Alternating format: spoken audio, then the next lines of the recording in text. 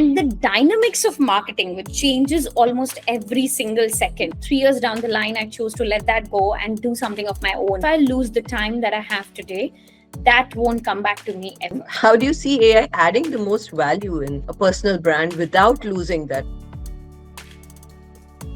So, hi everybody, welcome to the Marketing Tarot, the podcast where we pull a card, spark a conversation, and uncover the strategies marketeers are actually living right now. I'm your host, Charu, and today I'm joined by someone whose work I've been excited to dive into. I've been following her career for a couple of years now. Khushbu Nangalia, welcome. Thank you so much, Charu, for having me. No, thank you for being here. Really appreciate it. So a little bit about yourself. You wear multiple hats. You're a founder, CEO of Beyond 99 and Salt and Pepper Academy. You are a TEDx speaker, and I don't know, you have consulted probably thousands and thousands of professionals and coaches on LinkedIn personal branding. And I think you look merely 19 or 20. I've said that.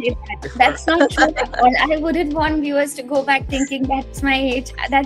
I started at the age of 17, and it's been 17 years in the industry, so I'll let them do the maths. Wow. So I am nowhere close to the number that you mentioned, but I will take it like I'll take it like an appreciation for now. Of course, I mean, I'm just referring to the confidence and the the youth and the energy that you give out. So welcome again. Thank you so much. Thank you.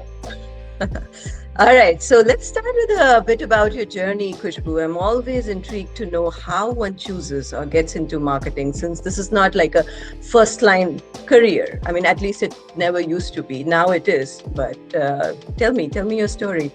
It was not that I chose marketing. I would just say that marketing chose me because, when life hits, you have to do what comes your way to make the money you need in your life. Right. And when that happened with me, one thing led to another, and one thing led to another, then one thing led to another. And finally, I met my today's boyfriend, which is marketing. Let's just say that. The fact is that I lost my father when I was 17, and then I had to jump into taking care of my finances and didn't want it to be a pressure on my mom. And that led me to get started with the digital world altogether. So my career in the earlier days was more on technology, and then soon I started spending a lot of time with people around me who were talking about marketing. And the dynamics of marketing, which changes almost every single second. Like 30 minutes post this podcast, a new AI tool would have been developed by now. So this dynamics got me very intrigued. It's like you're not in the system, you're obsolete. And that made me fall in love. That made me give the courage to go all out and almost break all my ties from the past life to start something of my own in a foreign land, which is Malaysia. So being someone who's been born in India, and then finally I moved to Malaysia to start something where I was helping an organization. But then 3 years down the line, I chose to let that go and do something of my own. As an expat, as a foreigner, there are multiple emotions that I'm sure you understand as well, which someone has to go through. But my journey of creating an accidental personal brand just helped me overcome all of that. So as I say, I always believe in the power of universe and trusting the flow. I do not try to craft my path and set my 5 years goal and all that. I don't do that. Honestly, I'm not that person. I believe in setting goals right now, and then moving forward. That's all.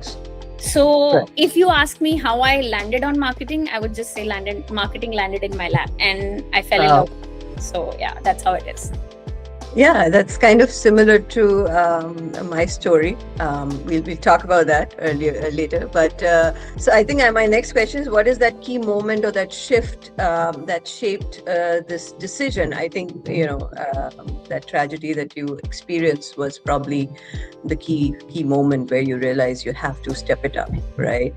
My father was an entrepreneur, and I always wanted to walk in his footsteps. And when you connect with something very deeply, after that, you don't want to plan too much. You just want to jump off. And when I truly took that plunge, I knew if I don't take it today, I'm going to regret it 3 years down the line.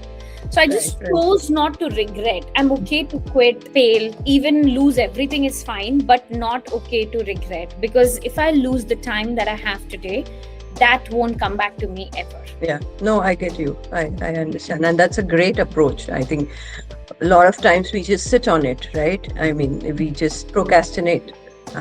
So, Yeah, I mean, it Yeah. usually comes with fear. Procrastination is just what we do is an outcome of the fear that silently we feel inside of us to not face a certain situation. I just knew that regret will be way more painful to take in, and thus I took the plunge.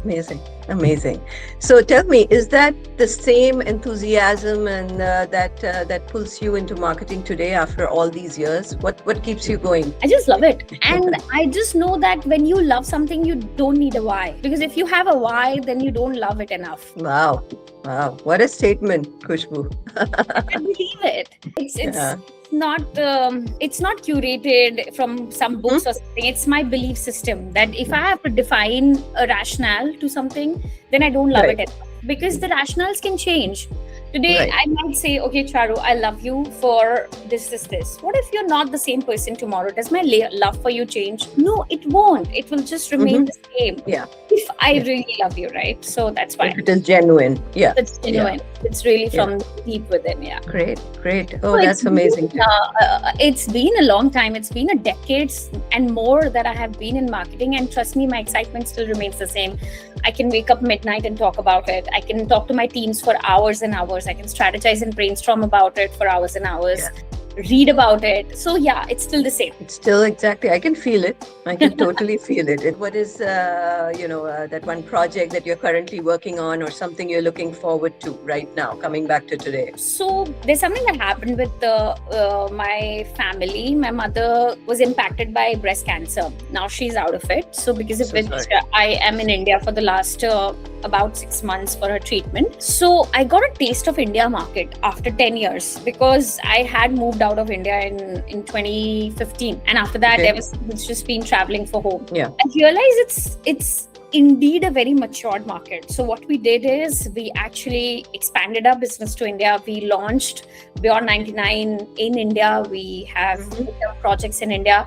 Even the Salt and Pepper Academy has expanded its wings to India, and now we are acquiring mentees and team members in India. So right now, sitting in this country, just because I have reasons, we have channelized that energy to understand the market even more deeper. So Malaysia is already a strong foot. We're seeing how India responds to it, and so far it's been very beautiful, to be honest. Great. So basically, you turned, sort of a chance meeting into an opportunity, right? Like that's amazing. It just happened. Yeah, I think I just trusted the flow. I went with without questioning a lot of things and kept on doing it. Because perfect. honestly, Charu, when we zoom out, it looks like I turned a tragedy in an opportunity. But when you are inside the tragedy, you don't think like that. You just think, okay, let's keep moving forward. Let's keep What moving. can just One keep day me at a time. moving? Yeah. One day. It's only when you look back you can see the whole footprint. Yeah. You cannot Or see maybe it. the others can look at it that way.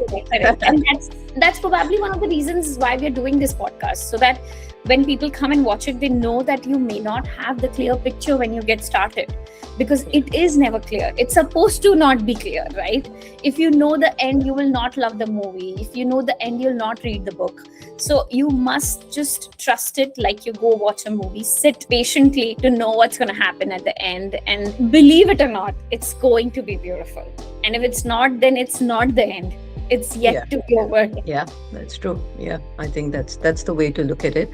And that brings us to a little bit of an interactive, fun session. I'm very Khushbu, excited for it. which is called the card pull. And we just gonna draw a random card from the Marketing Tarot portal that I've created. And let's look at your perspective on it and how that applies to what you're doing currently. So. Oh, I love it. You've done such an amazing work. It's so interactive, huh? So this is my love for marketing, as well as a little bit of a spiritual, awakening I had a couple of years back. I got into this whole tarot reading, thing. And let's see, I'm going to randomly pick something that I feel, or if the card is speaking to you, go ahead and I will pick that. Fifth from the left. Fifth? Yeah. Okay, 1, 2, 3, 4. I think this is it. Well, we have the channel, right? Oh my God, I think it's a pretty interesting one. Okay. Medium, platform, distribution. If I just talk 3 words on this card, but tell me how this theme, Khushbu, applies to your work right now and also your thinking in general. All right. So let's look at what happened. I moved to a country. I was helping an organization to set up their marketing team. And soon I realized I want to do this to a lot more companies. So I established my own private limited there. And guess what happened? People did not trust me to work with me because I was a foreign person. What if I go back to my country? What if she takes away my money? Or what if she doesn't do a good work? And then all the pain, all the anxiety that I had is what I went out and I took it to LinkedIn. And I just said, let me just start talking about it, because I was too shy to talk about it on Instagram and Facebook, filled with my family, friends and others. Yeah. So I just started saying, okay, who's gonna watch me on LinkedIn? कौन देखेगा भाई? 4 like आएंगे, कोई फर्क तो पड़ता नहीं. वो 4 में से 1 मेरे husband का होगा.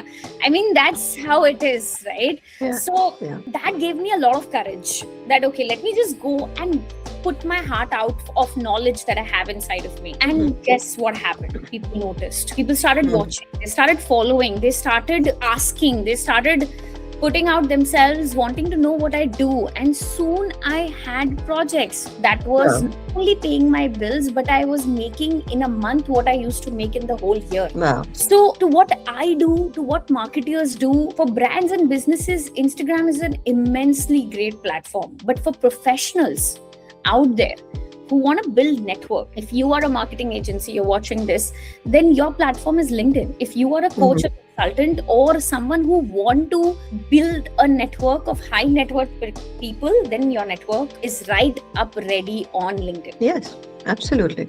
So the one platform I always say that has changed my life and 16,000 other professionals who we have coached so far in the last 5 years, changed their life by just knowing that there are people who want to hear them, who want to learn from them. And beyond anything and everything, Charu, apart from the financial gain, the confidence that you start building within yourself, the validation that the community gives you, which you probably never got back in your home, family, friends. Right. So to be seen, heard, respected, recognized, and to have a voice on the table, what you really start achieving once you are able to surround yourself with the right people. So my channel is Medium, is LinkedIn. Right. But tell me, with all this AI boom, right, how do you maintain that authenticity? Like how do you see AI adding the most value in a personal brand without losing that originality, that authenticity? I think it's a good follow-up question that I would love to know. I will tell you, trust me, half of the time my call with my teams is to train them how to not lose their authenticity against AI, because they get so dependent on AI that they believe that's the best thing that can come out of it. And just tomorrow, the content piece that's going to come out, which I drafted today, AI stop. We are too crowded by talking about, okay, today it was ChatGPT, then Perplexity, then Nano Banana, then it was about Gemini, then it was about cloud, then it's cloud work, all of it. Guess what, guys? AI is nothing but the reflection of what you are from within. If you are upset and aggressive and you tell AI to validate that, it will validate you. If you are emotionally low and you want peace and you tell AI to give you peace, it will give you peace. So it's designed by your prompts. It's not designed from the outside data at the core, right? So at this point of time, it is very easy for people to get deviated with AI. But guess what? AI can only be an amplifier that can add speed to your work. It cannot add authenticity. Simple thing I do is I draft my post, I give it to AI to just design. And then I take it from the AI, I put it on the LinkedIn, and then I again edit it. Everything that AI does, add a full stop at the end of every line, or add dashes here and there, or have direct closures to the statement, which doesn't connect to me only, then how is it going to connect to anyone? So Absolutely. I just feel that it's one should use AI because that adds speed, that adds efficiency, but stop copy pasting. One line prompt and then you take it and then you post it on LinkedIn and you expect that you'll become a creator or an influencer. No, that's not going to happen. I mean, let's just say I'm not talking about the lucky ones. I'm just talking about the people who are there out focused. Yeah. And AI feeds off you, right? What you have, what you are thinking, that's exactly what it will reflect. So, you have to make it yours, right? You can brainstorm, you can get ideas, but eventually it has to be you. That's what will make it probably authentic, right? Yeah, it's I think back in the day we didn't have this, right? Like the whole line between real and virtual is kind of getting blurred a little bit with all these, It is. I mean, hands on our heart, if 10 posts is written by AI, can't we just read and identify it's written by AI, almost 6 of them? So most of us have now picked up that skill. So give and take, we know what the other side is, right? And then we know, okay, how much do we need to connect, network with that person? Yeah. Okay, let's go a little deeper, and we'll go back to the portal. And I want to ask you, if given a chance, what will be your best hand of cards? Maybe you can choose 3, a hand of 3 cards. I think I'll choose the brand. I would choose, okay, let's look the last line. I can choose the community, the brand, the community, the trust. Just scroll down. I think you have a longer scroll. Okay, maybe I will. So brand, community, and we do have a couple of cards in the 4th line. Okay. I think I'll take alignment. Okay. Wow, I love alignment. Cards, man. These are incredible. I didn't expect. See, ROI, competitor campaigns, data, we all talk about it. We all hear it.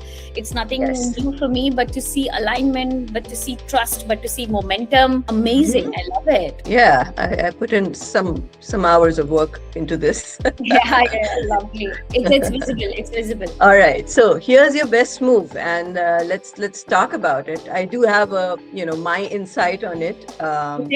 Basically, all of it should move in the same direction, right? Your people, your promise, everything around you should basically move in the same direction. That's what your brand should talk about. But please, I want to hear it from you. What do you want me to tell? What does these 3 make me feel? Yeah, I mean, why do you choose these 3 as your best hand? Like, does this apply to anything and everything you do, or what do you think about it? Wow, very beautiful. These are 3 things which I feel is a core pillar of what we do in our academy. We help people align with their inner voices, especially in the world where there is so much of noise. Personal branding can be a demon or a rescue to someone with mental health. They can either lean to it and they can feel they are rescuing out of a state of a weak mental health, or it can be a demon creating a sense of pressure of the voice that you've already created to maintain or grow that every single day, and feeling that sense of stuckness, feeling that sense of exhaustion, burnout, stress, leading to a wrong mental health state. So the right alignment is the most important thing for anyone who wants to build a voice. And what we forget is that everybody's talking, okay, personal branding, what's the right content strategy? What's the right platform? What's the right algorithm? But guess what? Everything else is the step 2. The step 1 is your inner alignment. What is it that exactly connects you with you? What is it exactly that your voices within you is wanting or urging for you to do? And it's not the noise. That means it's not your competitor's FOMO, or it's not your cousin's stress of they doing something better and now you need to do it. It's not your parents' pressure. It's the declogging of all the worldly noises and then finally able to connect. Like, for example, there is one of our mentees in our tribe who had joined to just acquire more coaches, right? But at the point of time today, after connecting with her own inner voice, she realized that she is not looking for actually coaches in her life. She is wanting to make more coaches in her life. She wants to build coaches and help them be a coach with structure and process. And yes, her target audience were kids. And today she realized, no, she doesn't want to work with kids. She wants to work with the teachers who teaches the kids. And coach, maybe. Yeah. If you start at the wrong foot, you will never feel right about creating content, and you'll always be struggling with derailment of comparison, of likes, of comments, of shares, of virality. So alignment with the right set of community members who think alike, to come together to build a brand that creates a true impact in the ecosystem, is how I see these three cards. Very well put. But tell me, Khushbu, for some it is easy to do, for some it is extremely difficult. How do you help someone like uncover these hidden parts of their story that are, truly differentiating, they truly have the power, but they just cannot bring it out, Very good question. So we have a framework for that. It's not like, it's not something that I can just tell you, oh, do this.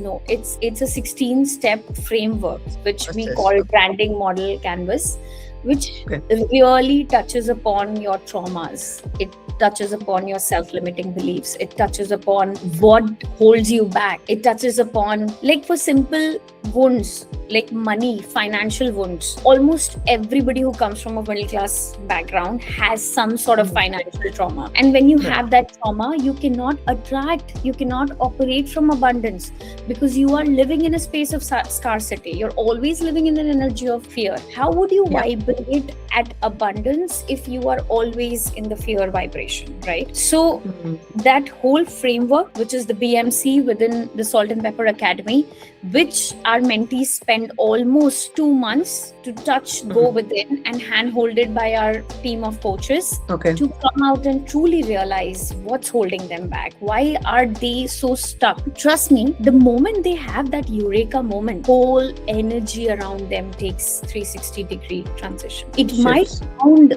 shifts. It might sound weird for some people, like, really, what is she even talking about? I've gone through it myself. I have been in the space of creating a personal brand since 2018, and I've seen my highs, I've seen my lows, I've seen my mental health gone different directions. I've seen the pressure, I've seen the loneliness, I have seen the hollowness, I have seen the applaud and not able to hear a single clap. I have seen students drowning in the pressure of making a lot of money, but for the matter of fact, they didn't wanted money. They just wanted peace, contentment, fulfillment in their life, which was all within them, but they were all searching outside.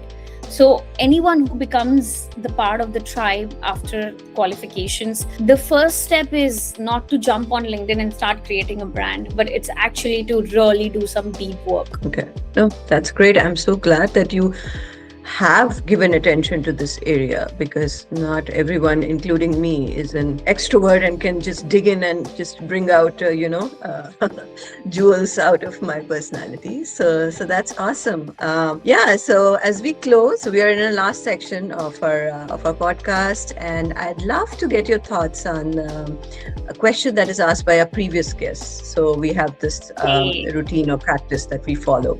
And he wanted to know, this was Shivam Sethi, he's a fractional CMO, and he was trying to ask, like, when a brand is trying to scale, right? When you're part of a growing brand or a growing company, what is a marketer's real job? Does it dynamically grow with an evolving strategy with the brand, or it just works on things that works, right? So identify and optimize the right channels that are already giving results. So do we adapt, or do we just stick to the best practices? I think it cannot be a black and white answer. I really sat in the chair and started thinking that if I have to scale a brand, and what would be my first few decisions that I would do. So I think my first few decisions would be first going inward, which is sitting with my team and putting them into the same alignment of vision that we have, so that they can double down on their intentions. Because buying in the people you work with will be my number one step. Number two step for me would be eradicating what's not working out. Because if I don't remove those things from the ecosystem, I will not be able to save time of my team members unnecessarily experimenting. So removing the noise, again, with whatever is not working, we've tested enough, shut it. Third, doubling down on what's working. But that's not going to give us scale. It's just going to give us 2x. Scale is when you go 5x, 7x, 10x. Scale is going to have to do with more partnerships, more collaborations. It's adapting to new technology. It's bringing new line of brand, service, products, or market expansion, or it has to be either it's a geographical expansion or it's a product line expansion. It could be either of the two, but it has to be dealing with some sort of expansion.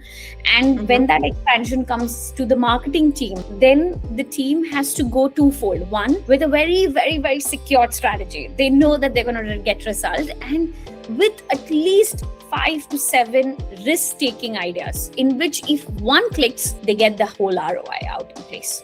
So you need to have 5-7 experimental ideas. Like, for example, I'm going to hire a crazy influencer, which is going to be a risk to my brand, but I'm ready to take that risk, because what if it gets viral?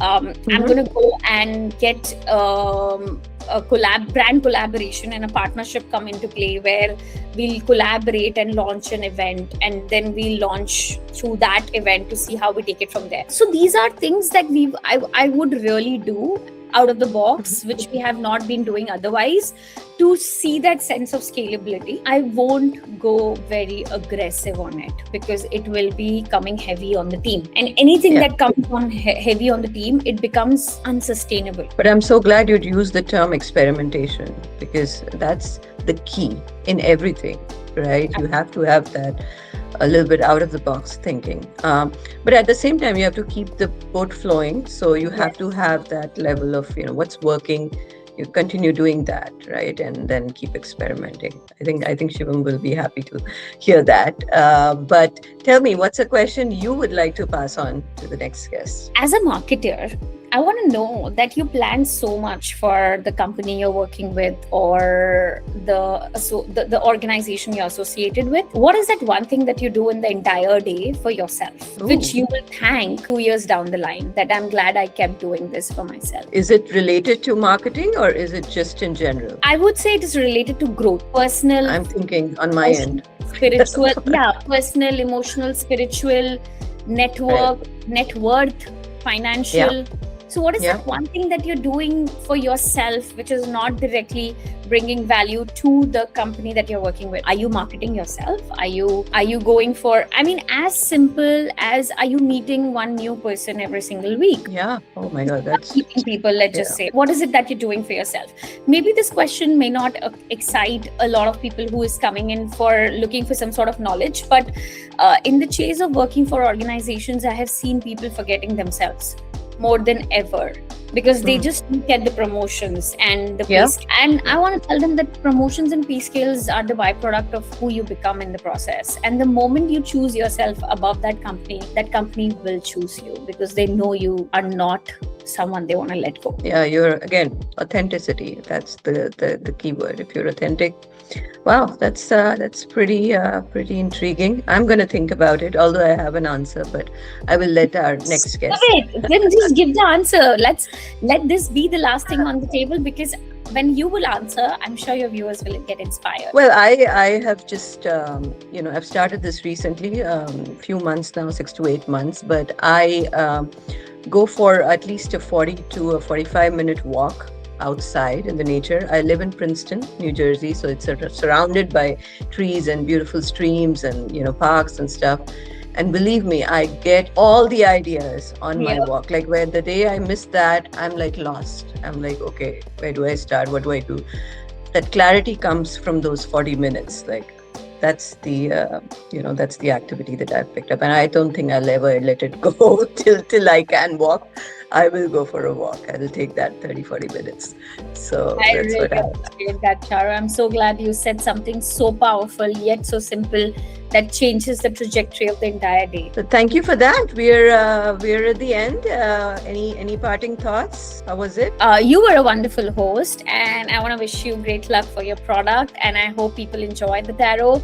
And if you love playing the tarots, which are the prediction tarots, then I'm excited to know that side of you as well. But yes, I like the idea. Good luck with your podcast. Thank you for having me. And for anyone who's watching, they can always feel free to to connect with me on any of the platforms, and I'm happy to exchange some thoughts. Oh, thank you so much, Kushbu. That was so, I would say they were very, very precious nuggets of insights and knowledge. And I'm sure our audience will gain a lot out of it. Thank you once again and have a great, great day, rest of the day or night. Thank you so much, Charo. With parting, I would just say, since you are dealing so much with marketing, I want to say to everyone who's in this space, don't be everywhere, just be on the mind. Wow. Very powerful. Thank you so much. You're welcome. See ya. Bye. Bye. Good night. Bye.